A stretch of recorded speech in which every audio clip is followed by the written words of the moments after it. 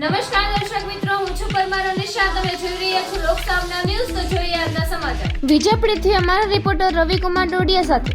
આજ રોજ સાવરકુંડલા તાલુકાના વિજયપુરી ગામે પે સેન્ટર પ્રાથમિક શાળા ખાતે 77 પ્રજાસત્તાક દિવસ પર્વની ભવ્ય ઉજવણી કરવામાં આવી હતી. આજ રોજ સાવરકુંડલા તાલુકાના વિજયપુરી ગામે આવેલા પ્રાથમિક શાળામાં 26 જાન્યુઆરી 2026 ના રોજ 77મા પ્રજાસત્તાક દિવસની ભવ્યથી ભવ્ય ઉજવણી કરવામાં આવી હતી. આ તકે સૌ પ્રથમ વહેલી સવારે પ્રાથમિક શાળાના વિદ્યાર્થીઓ દ્વારા પ્રભાત ફેરી કાઢવામાં આવી. તેને દેશભક્તિના નારા સાથે સમગ્ર વાતાવરણ દેશભક્તિમય બનાવ્યું હતું.